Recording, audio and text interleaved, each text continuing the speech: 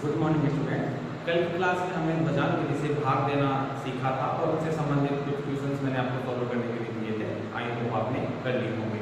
आज की क्लास में हम निकिलन सूत्र से वर्ग और निकिलन सूत्र से घनफल किस प्रकार से ज्ञात किए जाते हैं और उनसे संबंधित जो क्वेश्चंस हैं वो आपको मैं सॉल्व करवाऊंगा। और इसके अलावा जो कुछ एग्जाम्पल्स होंगे फिर आपको वो दिए जाएंगे जिनको आपको घर पे अभ्यास के लिए सॉल्व करना है। ठीक है। और निकिलन सूत्र से सब वर्ग ज्ञात करूँ और निकिलन सूत्र से घनफल ज्ञात करूँ उससे पहले कुछ समस्याएं थी। एक उसमें निकिलन विधि और परावर्त्य विधि से जो हम भाग देते हैं उसमें हमारे कुछ समस्या थी, तो उसमें से मैं एक क्वेश्चन लेता हूँ और उनसे संबंधित जो और क्वेश्चन होंगे वो फिर आप हल कर पाएंगे। तो एक क्वेश्चन है पहले कि 311 है, उसको मैं 8 से डिवाइड कर रहा हूँ। ठीक है। तो इसको मुझे निकिलन विधि से हल करना है। निकिलन विधि, ठीक है। निकिलन विधि से हल करने के लिए मैंने आपको बताया था कि आपको सबसे पहले यहाँ पे एक को लेना है आधार।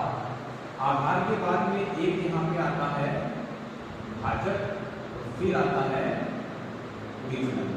ठीक है। ये तीन प्रकार के काम हम यहाँ करेंगे और फिर इस प्रकार से हम इसको सॉल्व करेंगे। तो ध्यान दें यहाँ पे, हाँ, कि यहाँ पे आप देख रहे हैं ये जो सवाल लिखा हुआ है इसमें भाजक कितना है। इसमें भाजक का जो मान है वो 8 है।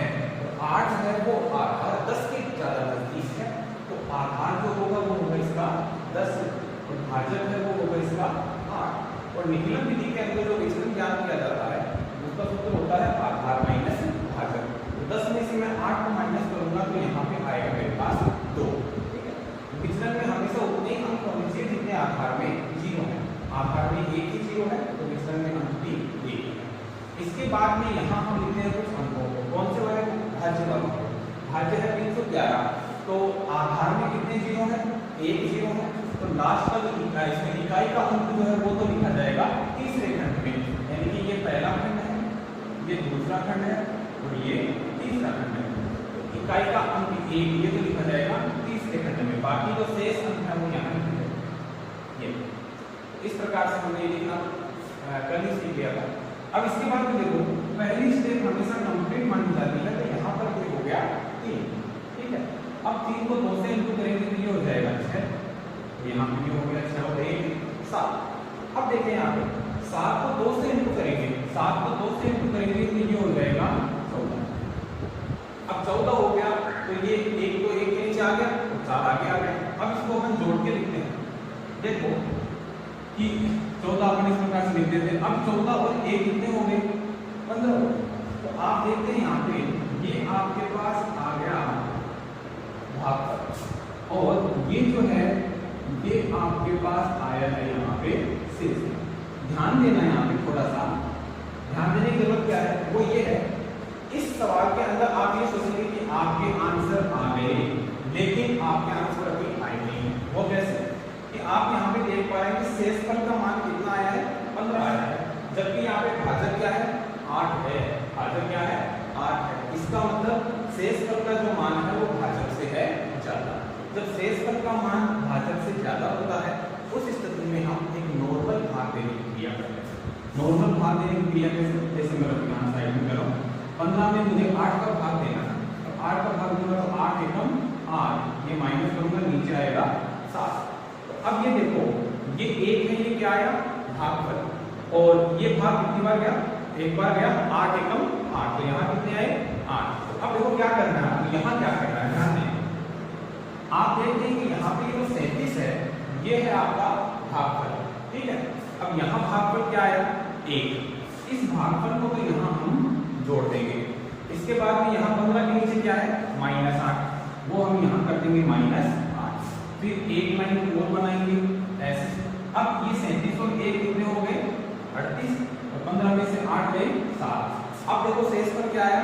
7 आया, जबकि भाजक कितना है? 8। इसका मतलब शेषफल का मान भाजक से कम है। अब ये बिल्कुल ठीक है, तो 7 है वो तो आ गया आपका शेषफल और 38 जो है वो आ गया आपका भागफल। तो ये है आपके फाइनल आंसर। अब एक क्वेश्चन ऐसा दिया था आपको जो किसी विधि से हल हो रहा है तो उसको अब आप सोल्व कर ठीक है, ये एक अलग टाइप से सवाल था। और इसी को जब आप परावर्ती विधि से करेंगे तो बिल्कुल ऐसे ही हो जाएगा।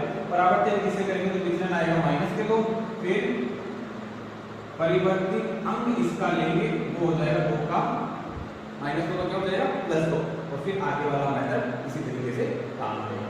इसको परावर्तित विधि है उससे आप कर लेना, और तो इसके अलावा जो शेष क्वेश्चन है अब आप उन सबको सॉल्व कर लेना। ठीक है, तो अब आज का टॉपिक पढ़ते हैं,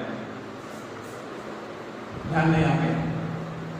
आज का जो टॉपिक है वो है निखिलम सूत्र से वर्ग और निखिलम सूत्र से घनफल। याद है सूत्र आपको मैंने पहले की क्लास में बता दिया था, एक बार तो फिर से रिपीट कर लेंगे। इसमें 4 प्रकार से हल होगा।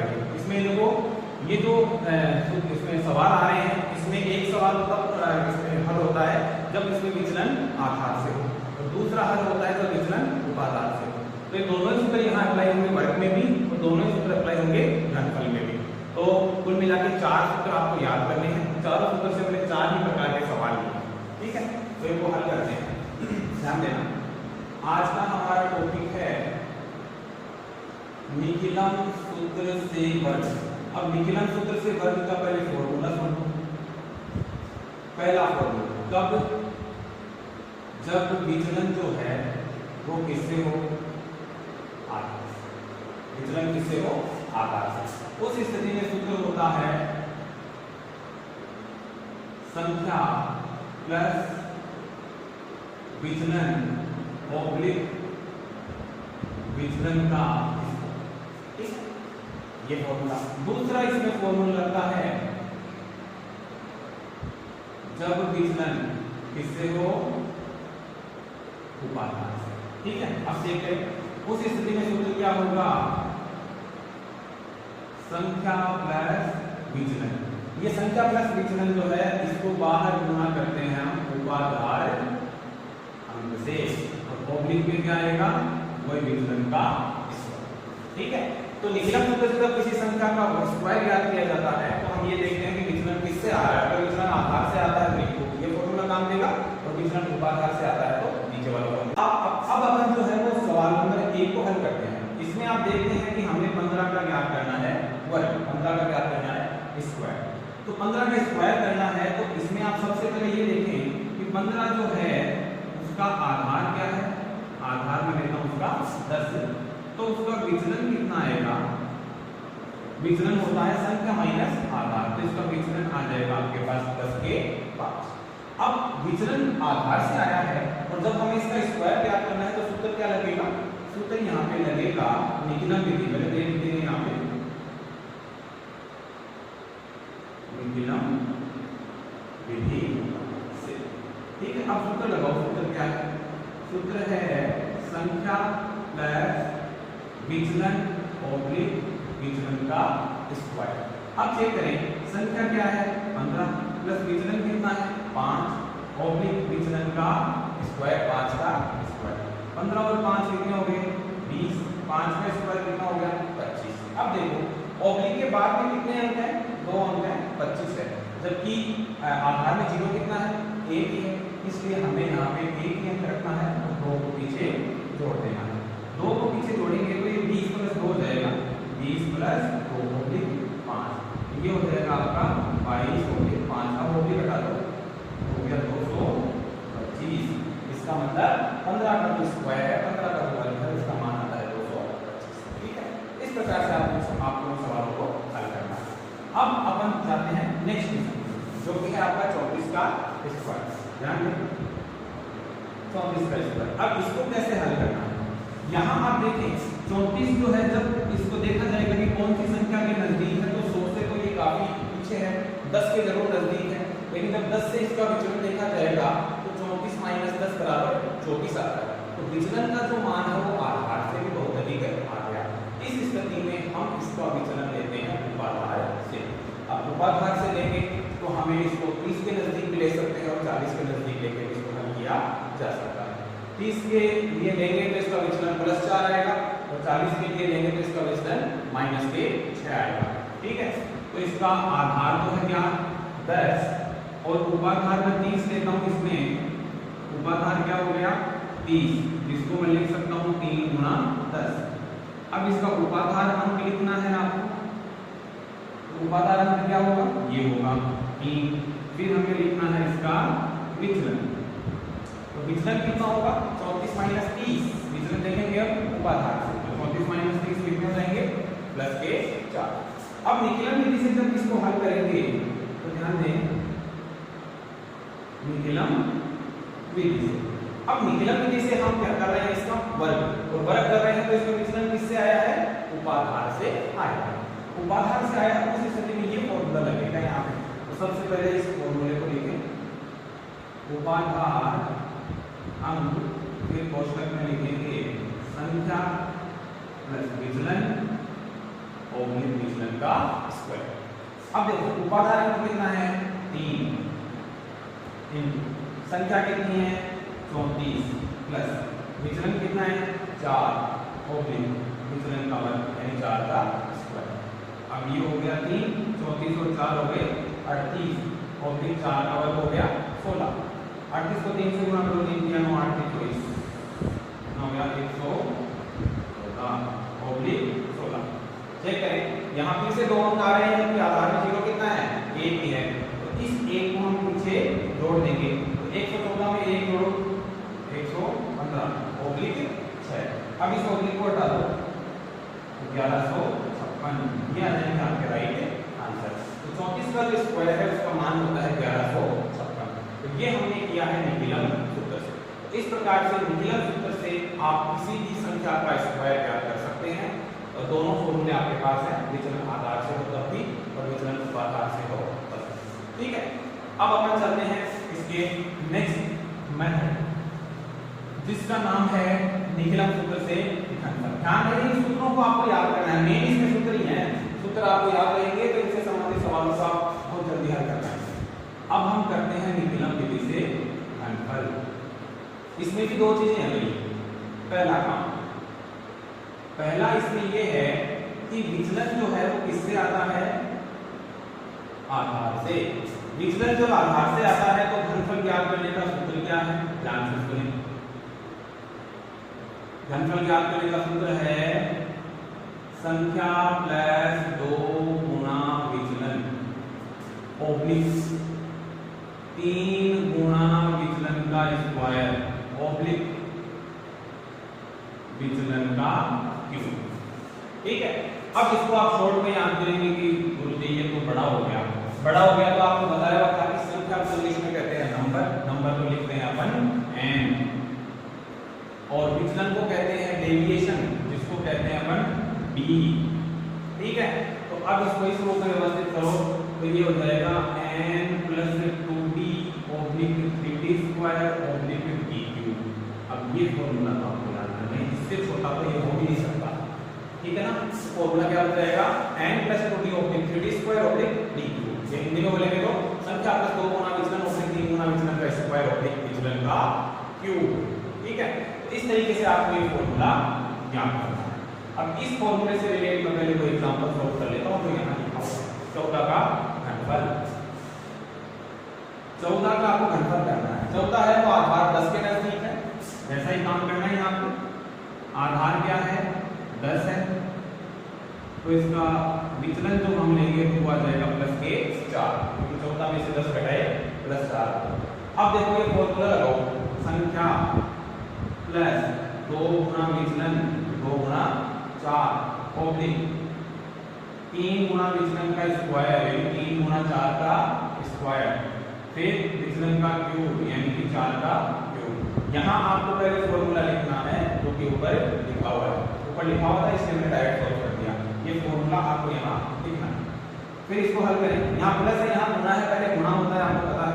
तो 14 प्लस 4 दूनी 8 ओब्लिक यहाँ करो 3 गुना 4 का स्क्वायर कितना होता है 16, 4 का क्यूब 4 4 16 64, 4 के क्यूब का मतलब 4 गुना 4 गुना 4 का करेंगे कितना आएगा 4 4 16 64। अब हल करो 14 और 8 कितने हो गए 22, 16 3 48, ये है 64। आधार कितना है 10, यहाँ हम कितने आ रहे हैं 2, यहाँ भी कितने आ रहे हैं 2, इनको पीछे जोड़ते हुए चलना है। यहाँ से शुरुआत करो, इकाई अंक 4 है वो तो हमने नीचे लिख दिया, ये ये 6 है, इसको इधर जोड़ना है। तो 48 और 6 कितने हो जाएंगे? 48 और 6 हो गए 54, 54 हो गए तो 54 का आ जाएगा। देखो 48 और 6 हो गए 54, 54 का यहाँ क्या अंक आ रहा है 4, वो हमने लिख दिया यहाँ। अब यहाँ क्या आ गया 5, उस 5 को 22 में जोड़ देंगे, 5 को 22 में जोड़ देंगे तो ये हो जाएगा 22 और 5 27, ये आ जाएंगे आपके फाइनल आंसर। ठीक है, इस प्रकार से 14 का जो घनफल है वो होता है 2744। कौन सी विधि से? निखिलम। इसके बाद में चलते हैं अपन जब विचलन किससे आता हो? उपाधार से। तो इसमें विचलन आधार से था। अब इसका सेकंड मेथड, जब विचलन किससे होता है? उपाधार से। उपाधार से होता है तो ध्यान देना, अभी हमने क्या लिखा था? अभी हमने लिखा था संख्या प्लस 2 गुणा विचलन ओब्लिक 3 गुणा विचलन का स्क्वायर ओब्लिक विचलन का क्यूब। ध्यान है, जब विचलन आधार से था तो ये फॉर्मूला था संख्या प्लस 2 गुणा विचलन ओब्लिक 3 गुणा विचलन का स्क्वायर ओब्लिक विचलन का क्यूब। लेकिन अब विचलन जब उपाधार से आएगा उस स्थिति में ये सूत्र क्या बन जाएगा? उस स्थिति में इस पूरे मान को इधर गुणा करना पड़ेगा उपाधार अंक के स्क्वायर से। इसे उपाधार अंक के स्क्वायर से पहले खंड को, दूसरे खंड को हम गुणा करेंगे उपाधार अंक से, और तीसरा खंड है वो ऐसे चीज रहेगा, इसमें कोई चेंज नहीं हुआ। यहाँ किससे हुआ? देखो फॉर्मूले में क्या चेंज हुआ? ये जो पहला पद है ये उपाधार अंक के स्क्वायर से इनको होगा, दूसरा पद है वो उपाधार अंक से इनको होगा, तीसरा पद वो ऐसे चीज रहेगा। इसमें उपाधार अंक की घात आएगी, इसमें 1 आएगी, इसमें 0 मतलब है ही नहीं। ठीक है, इस प्रकार से फॉर्मूला बनता है जब विचलन है उपाधार से। अब इसके रिलेटेड क्या आता है? 395। अब इसके ऊपर ये क्वेश्चन आपको दे रखा है कि 395 का क्यूब ज्ञात करो। तो इसमें सबसे पहले हम देखते हैं कि कौन से आधार के नजदीक है, भैया बताइए। देखिए 100 के ज्यादा नजदीक है 1000 के, तो अपन देखते हैं ये 100 आधार के ज्यादा नजदीक है। लेकिन 100 आधार से विचलन करेंगे तो विचलन का मान आधार से भी ज्यादा आ जाएगा। 395 माइनस 100 बराबर होता है 295, जो कि विचलन आधार से भी अधिक हो गया।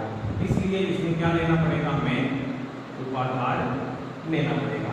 अब उपाधार लेंगे तो इसमें 300 लें या 400 लें, दोनों ही ले सकते हैं, परंतु 400 लेंगे तो उससे ये सवाल भी जल्दी हल होगा, क्योंकि 400 लेंगे तो उसमें विचलन आएगा -5।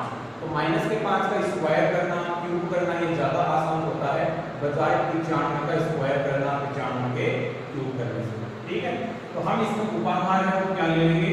400 ले लेंगे, जिसका मान हो गया 4 गुना 100, उसको लिखा जा सकता है। तो यहाँ पे आप देखें कि उपाधार अंक जो है वो हो जाएगा 4। अब विचलन बताओ कितना आएगा? तो विचलन क्या होता है? संख्या माइनस उपाधार। संख्या है 395, उपाधार है 400, तो विचलन आ गया आपके पास -5। ठीक है, अब ध्यान देना आप। अब हमें इसको क्यूब ज्ञात करने के लिए, घनफल ज्ञात करने के लिए फॉर्मूले में मान रखना है। तो फॉर्मूले में मान रखते हो, फॉर्मूला ऊपर लिखा हुआ है, मैं यहाँ लिख नहीं रहा हूँ, यहाँ डायरेक्ट सॉल्व करवाऊंगा। उपाधार अंक का स्क्वायर, अब उपाधार अंक क्या है? 4, तो यहाँ पे तो हो गया 4 का स्क्वायर। फिर आ जाओ कोष्टक में, कोष्टक में क्या है? संख्या, तो संख्या हो गई 395 प्लस 2 गुना विचलन, तो 2 गुना विचलन का मान कितना है? -5 है। ठीक है, ओब्लिक उपाधार अंक कितना है? 4, फिर कोष्टक लगेगा 3 गुना विचलन का वर्ग, विचलन क्या है? -5, इसका करेंगे वर्ग, फिर ओब्लिक, फिर क्या आता है? विचलन का क्यूब, विचलन कितना है? -5, इसका हम करेंगे क्यूब। अब इसको सॉल्व करो, 4 का वर्ग क्या होता है? 16, ये क्या हो गया? 395। देखो ये हो गया 2 पंजे 10, इसके माइनस के, क्योंकि यहाँ पे क्या है? -5, माइनस के 10 आ गया। अब प्लस माइनस गुना होते हैं तो क्या आएगा? माइनस आएगा, तो यहाँ पे टोटल क्या आ गया? -10। फिर ओब्लिक, यहाँ देखिए ये 4 आ रहा है गुना, -5 का वर्ग कितना होता है? -5 का वर्ग का मतलब हो गया -5 गुना -5, माइनस माइनस गुणा होकर क्या बन जाएगा? प्लस, 5 और 5 गुणा होंगे तो 25, यानी कि संख्या चाहे प्लस में हो चाहे माइनस में हो उसका वर्ग 5 का वर्ग हो गया 25, 25 3 75, तो यहाँ क्या हो गया 75 हो गया ऑब्लिक। -5 का क्यूब मतलब ये minus minus plus plus minus minus 25 25 पंजे 125, ये माइनस का 125 आ गया। अब चेक करें आगे क्या करें, पहले इसको हल करके चलो। ये हो गया भैया आपके पास 16, यहाँ कोष्टक में हो जाएगा 385, 395 से 10 गए 385, 75 का बड़ा हो 4 बार गुना कर लो, 75 डेढ़ सौ 300 ऑब्लिक माइनस का 125। ये लो यहाँ तक आपने हल कर लिया, यहाँ तक आपका सही है। पर अब क्या करें, पहला तो ये है कि 16 को 385 से गुणा करवाएं, ये 385 को 16 से गुणा करवा दो, कितने आते हैं 5 से 20 हो गया, 3 आ गया, 8 से 18 से 51 हो गए, 5 आ गया, 18 और 5 23, इसके बाद में योग हो गया 385, 0 6 8 और 3 11 1 ये 6107 ऑब्लिक। अब देखो ये तो मैं गुणा करवा के लिख दिया। अब यहाँ मैं क्या करूँ, यहाँ देखो पहले खंड में यहाँ पे मान है वो माइनस में आ गए, जो कि नहीं आने चाहिए, मान किसमें आना चाहिए प्लस में आना चाहिए। उस स्थिति में हम क्या करें, ध्यान दें इसको प्लस बनाना है, प्लस बनाना है तो ये पड़ोसी के पास जाएगा उधार लेने के लिए, ताकि उसे इतना अमाउंट लेके आए कि ये खुद धनात्मक बन जाए, प्लस में मान बन जाए। अब इसकी कंडीशन क्या है वो ध्यान से सुनो, पड़ोसी क्या कहता है। पड़ोसी ये कहता है कि पड़ोसी के पास निकलेगा 1, तो इधर जाएगा तो वो जाएगा आधार से गुणा होगा, आधार से गुणा। अब यहाँ यदि पड़ोसी 1 निकाला तो इसके पास जाएंगे कितने 100 जाएंगे, क्योंकि 1 को 100 से गुणा करने पर कितने जाते हैं 100। अब 100 जाते हैं तो 100 में से 125 माइनस होंगे तो भी माइनस में आ रहा है। फिर यहाँ से कितना उधार लेगा 2 निकालेगा, 2 निकालेगा तो यहाँ कितने में 200, तो 200 में से 125 घटेंगे तो 75 प्राप्त हो जाएंगे प्लस के। इसका मतलब यहाँ से कितना निकालेगा 2 निकालेगा। तो ध्यान देना 300 है तो 300 है तो इसको इस प्रकार से लिख दो, पहले तो ये 298 प्लस 2, ये प्लस 2 इसको निकाल लिए इसको देने के लिए, ये ले रही इसको इसको देने के लिए 2 निकाल लिए तो इसके पास से 2 कम हो गए, 298 हो गए, ये हो गया 6160 ऑब्लिक 200।